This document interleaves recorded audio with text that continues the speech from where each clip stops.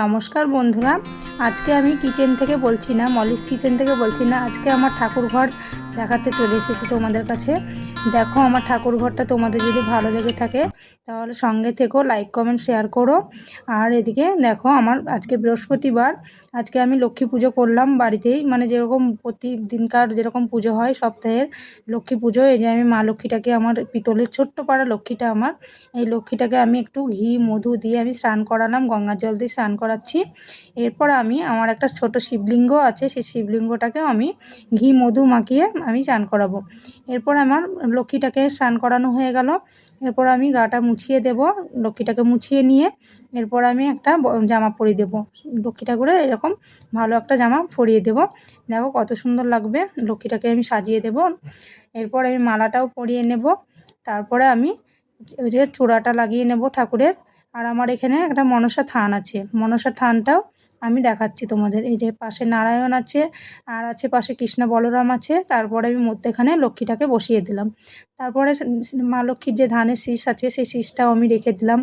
এদিকে লক্ষ্মীর কাঁঠা সেটাও রাখলাম। এবার আমি শিবলিঙ্গটাকে ভালো করে চান করাবো।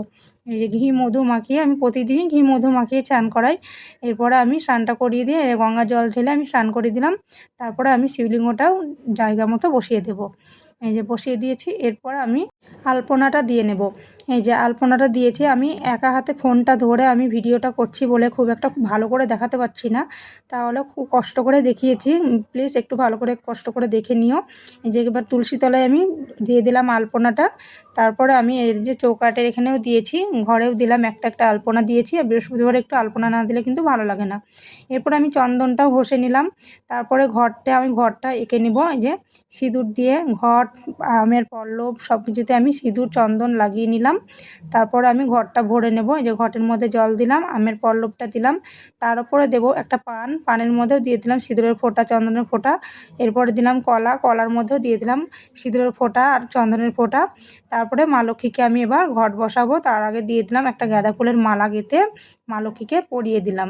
তারপরে দিলাম ঘরটা বসালাম। তারপরে এর মধ্যে দিলাম ঠাকুরের মাথায় দিলাম একটু সিঁদুর দিয়ে। এই যে ফুলগুলো আমি দেখিয়েছি, এখানে ফুল আছে, বেলপাতা, দুব্র, তুলসী পাতা, সমস্ত কিছু আছে। এই যে আমার মনসা থানটা, এটা একটা থান আছে, এখানে আমার বছরে পুজো হয়, শ্রাবণ মাসে পঞ্চমীতে পুজো হয়।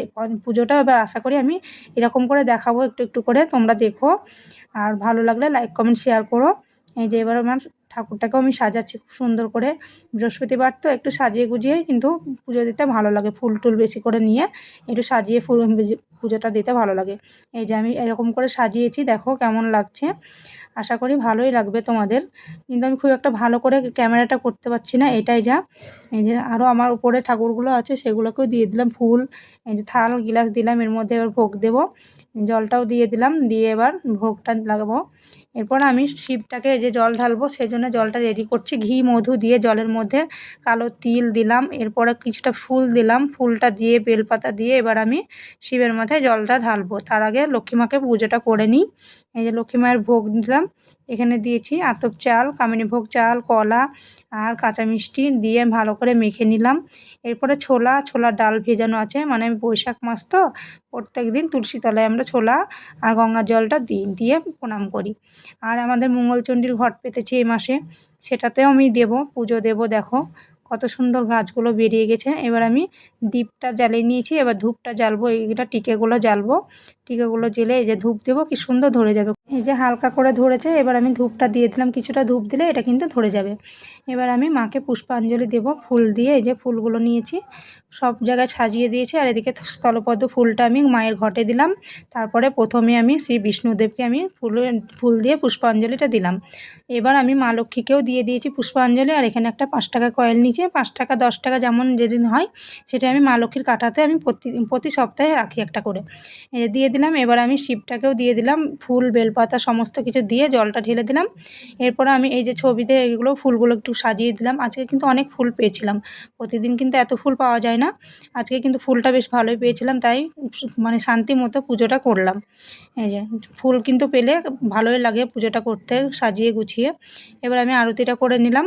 এখানে কিন্তু আমি উলু দিচ্ছি, শঙ্খ বাজাচ্ছি, এগুলো কিন্তু কিছুই মানে আওয়াজটা নিতে পারিনি, তার কারণ কপিরাইট চলে আসবে বলে। এবার আমি তুলসী তলায় চলে এসেছি। তো তুলসী তলায় দিলাম আমি ফুল, জল, যে ছোলার ডাল, ছোলা ভিজানো, এগুলো দিয়ে আমি ভালো করে জল দিয়ে দিলাম। জল দিয়ে প্রণাম টনাম করে আবার চলে আসলাম ঠাকুর ঘরে। ঠাকুর ঘরে এসে এই যে আমি ভালো করে তোমাদেরকে দেখাচ্ছি, তাও কিন্তু হাতটা কাঁপছে, খুব একটা মানে ভালো করে দেখানো হচ্ছে না। এই যে আমার মা মনসার থান। তোমরা সবাই প্রণাম করো, মা মনসা তোমাদেরকেও ভালো রাখবে। আশা করি ভিডিওটা ভালো লেগেছে। ভালো লাগলে লাইক, কমেন্ট, শেয়ার। যারা ফেসবুক থেকে দেখছো পেজটা ফলো করো, যারা ইউটিউব থেকে দেখছো চ্যানেলটা সাবস্ক্রাইব করে দিও। এই অনুরোধ রইল। দেখা হচ্ছে পরের